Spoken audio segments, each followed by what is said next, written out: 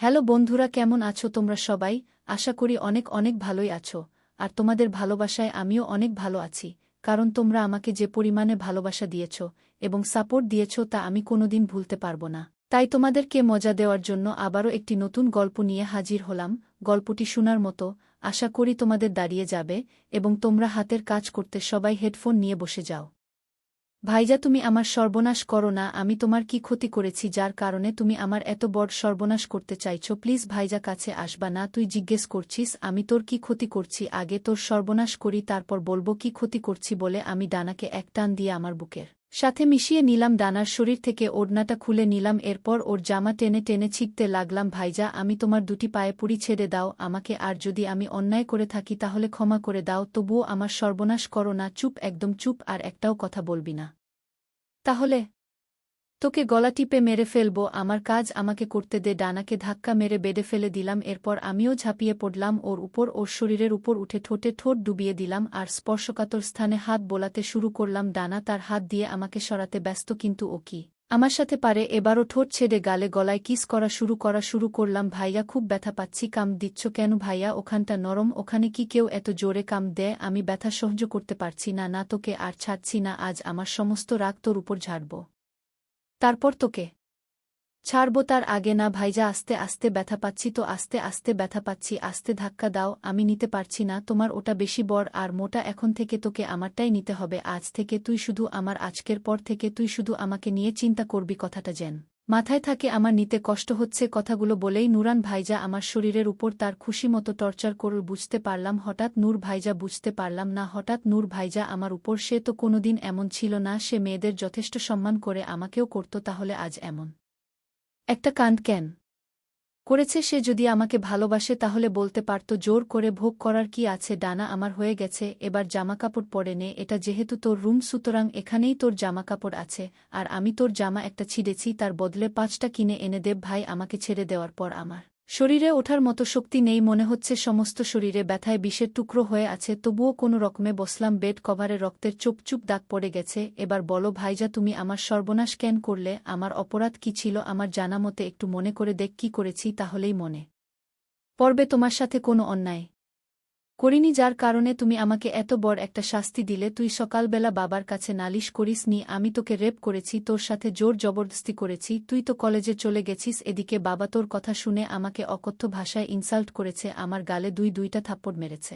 শুধুমাত্র তোর মিথ্যে কথা বলার জন্য বাবা আমাকে কোনো কিছু বলার সুযোগটা পর্যন্ত দেয়নি। এবার বল, তোকে আমি কবে রেপ করেছিলাম? তুই বাবাকে এত বড় একটা মিথ্যে কথা বলতে পারলি? তোমার বাবার মতো একই অন্যায় তুমিও আমার সাথে করেছ। মামা তোমাকে কিছু বলার সুযোগ দেয়নি, আর আজ তুমিও আমাকে কোনো সুযোগ দিলে না। যাই হোক, ভালোই করেছ। তবে শুধু বলবো, এমন একটা নোংরা এলিগেশন আমি তোমার বিরুদ্ধে আনিনি। এবার তুমি আমার রুম থেকে যাও, আমি একটু একা থাকতে চাই। আমি ভেবেছিলাম তুমি আর 5টা ছেলের থেকে আলাদা, কিন্তু না, তুমিও ঠিক একই রকম নিজের পুরুষত্ব দেখিয়ে দিলে। আজ আমি অনাথ বলে এমন একটা অন্যায় তুমি আমার সাথে করতে পারলে। আমার বাবা মা বেঁচে থাকলে এই অন্যায়টা কোনোদিন করতে পারতে না। তুই নালিশ করিস নি, তাহলে কে করল? ও আচ্ছা, এবার আমি বুঝতে পারছি কে এত বড় একটা জঘন্য কাজ করেছে। সোনিয়া করেছে। মানে সোনিয়া করতে যাবি কেন? সোনিয়া আমাকে প্রপোজ করছিল, কিন্তু আমি সোনিয়াকে একটা চড় দিয়ে বলেছি আমি তোর চাচাতো ভাই, তুই আমাকে প্রপোজ করিস, তোর লজ্জা করে না? এজন্য সোনিয়া আমার উপর প্রতিশোধ নেয়ার জন্য এমন একটা নোংরা খেলা খেলল। ডানা, তুই আমাকে ক্ষমা করে দে, তুমি আমার রুম থেকে যাও।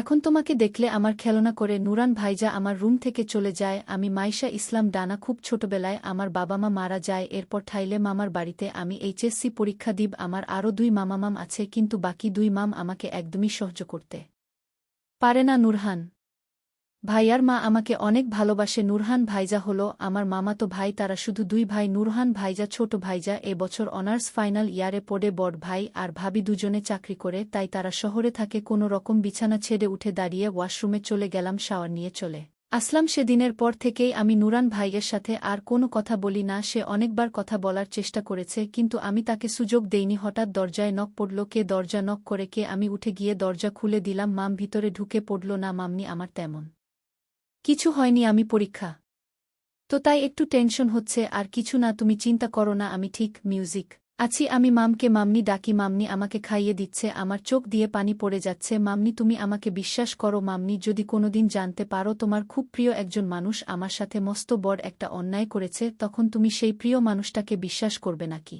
আমাকে করবে না তেমন কিছু না কেটে গেল আরও একটি মাস আমার পরীক্ষা শুরু হয়ে গেছে নারাজন ভাইজা আমাকে দিয়ে আসে পরীক্ষার কেন্দ্রে আবার নিয়ে আসে ডানা তুই কি আমার সাথে কথা বলবি না ঠিক করে নিয়েছিস আমি জানি আমি অন্যায় করেছি তুই কি এখনও আমাকে ক্ষমা করতে পারিস নি তোমার সাথে কথা বলতে ইচ্ছে করে না তাই বলি না আর ক্ষমা চাওয়ার প্রশ্ন আসছে কেন তোমার দয়া তোমরা দয়া করে আমাকে থাকতে দিয়েছ খেতে দিয়েছ পড়াচ্ছ এটার বিনিময়ে তুমি যা খুশি তাই করতে পারো ক্ষমা চাওয়ার কোনো প্রয়োজন নেই আমি তো এতিম অসহায় একটা মেয়ে তুই একটু বেশি বুঝিস আমি আর কথা বাড়ালাম না পরীক্ষা দিয়ে বাসায় চলে আসলাম ইদানিং কিছু ভালো লাগে না খেতে পারি না মাথা ঘুরে বমি হয় মামনি বিশ্বাসটা লক্ষ্য করেছে সে আবার আমার কাছে মিউজিক আসলো হ্যাঁ মামনি বলো মামনির কথা শুনে মামনিকে জড়িয়ে ধরে কেঁদে দিলাম এরপর বললাম মামনি তোমার ছেলে আমার সর্বনাশ করেছে এরপর মামনিকে সবটা বললাম মামনি রেগেমেগে আমার রুম থেকে বের হয়ে গেল একটু পর মামনি আমাকে বসা ঘরে রাখল গিয়ে দেখি সেখানে মামা মাম আর নুরান ভাইও আছে নুরান ভাইজা মাথা নিচু করে দাঁড়িয়ে আছে বুঝতে বাকি রইল না মামা ভাইয়াকে বকেছে নুরান তুই ডানার এত বড় একটা সর্বনাশ কেন করলি এখন আমি ওকে বিয়ে দিব কি করে ডানার পেটে তোর সন্তান সেটা কি তুই জানিস কথা শোনা মাত্রই নুরন ভাই আমার দিকে তাকালো মনে হচ্ছে তার চোখে মুখে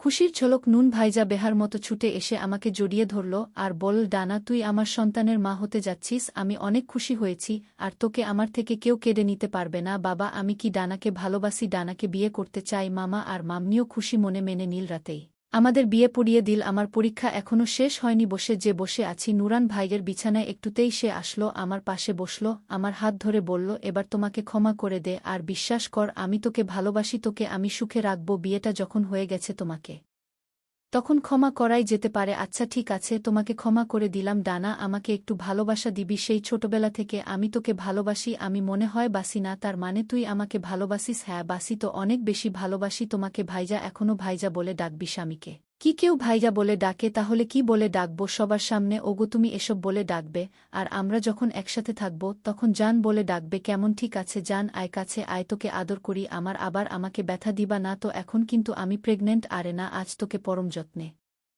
আদর করব জান আগে লাইট অফ করো এই লাইট অফ